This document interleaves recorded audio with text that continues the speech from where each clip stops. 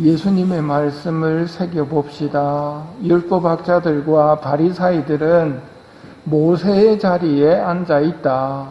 그러니 그들이 너희에게 말하는 것은 다 실행하고 지켜라. 그러나 그들의 행실은 따라하지 마라. 그들은 말만 하고 실행하지는 않는다. 그들이 말하는 것은 다 실행하고 지켜라. 그러나 행실은 따라하지 마라. 그들이 하는 일이란 모두 다른 사람들에게 보이기 위한 것이다. 예수님의 이 말씀을 들으면서 나는 하고 있으니까 관계없어 라고 생각하시면 좀 곤란한 것이, 율법학자들과 바리사이들도 기도를, 단식을 했지요. 그런데 예수님께서 하시는 말씀을 보면 그게 기도냐고, 그게 단식이냐고 하십니다. 사람에게 보이기 위한 기도.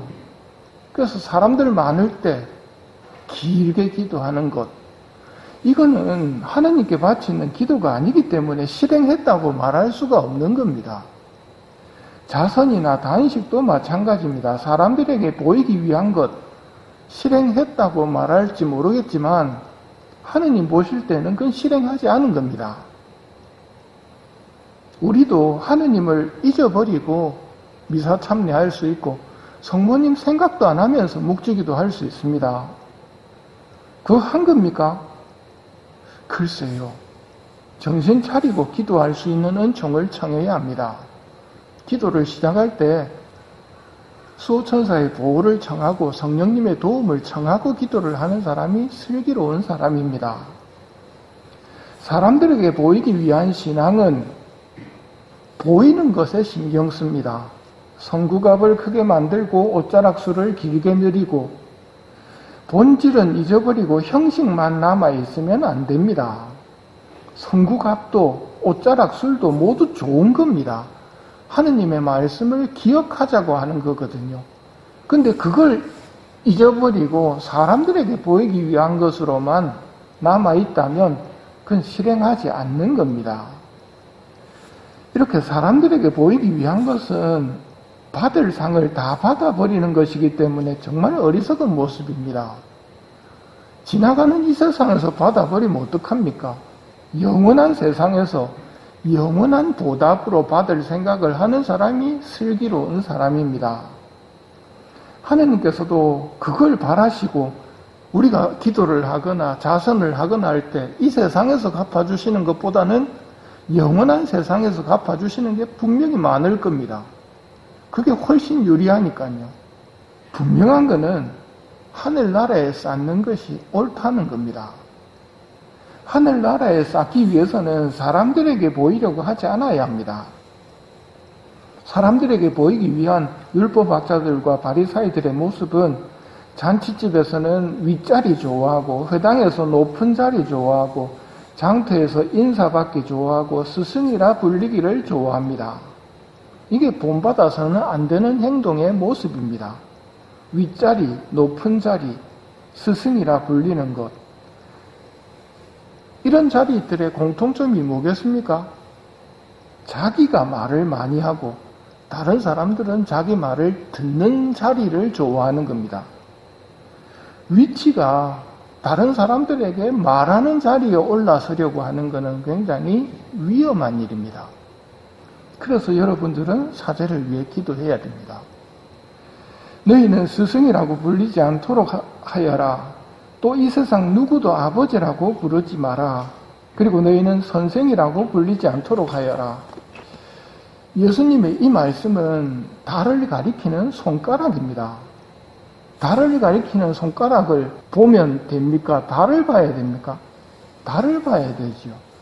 스승이라고, 아버지라고, 선생이라고 불리지 말라는 이 말씀을 들으면서 스승이라고 안 해야지, 아버지라고 안 해야지, 선생이라고 안 해야지, 이 단어들에 묶여버리면 손가락을 보고 있는 겁니다.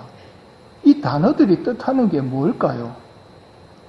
스승이나 아버지나 선생이라고 부르는 것 자체가 문제가 아니라 스승이나 아버지나 선생이 하느님으로부터 가르치는 권한을 받았다는 것을 잊어버리면 그게 문제입니다. 자녀들에게 여러분 아버지나 어머니로서의 권위를 행사하시지요. 저도 아버지라고 불립니다. 신부가 아버지니까요. 권위를 행사합니다. 우리가 권위를 행사할 때 조심해야 될 것이 이건 내 권위가 아니라 내가 받은 권위라는 것을 기억해야 됩니다. 이게 왜 중요하냐면 내 가르침을 줄 게 아니라 하느님의 가르침을 전해야 하기 때문입니다. 그런데 흔히 우리는 내 가르침을 주면서 하느님 자리에서 하느님의 가르침인 양 하기 쉽단 말입니다. 부모로서 자녀들에게 꼭 가르쳐야 할 게 그러면 뭐겠습니까? 너를 진짜 만드신 분은 하느님이시라. 하느님께서 너를 만드시면서 너에게 주신 최종 목적은 다시 하늘나라로 가는 것이다.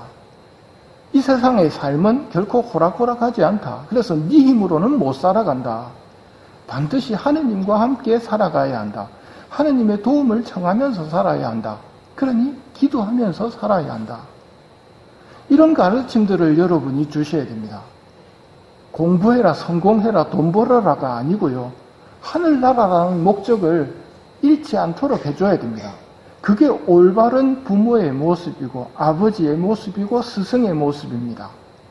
그런데 그러지 않고 이런 단어들에만 꽂히고 애들한테는 자기의 생각을, 자기의 욕구를 이야기한다면 딱 여기에 해당되는 거죠.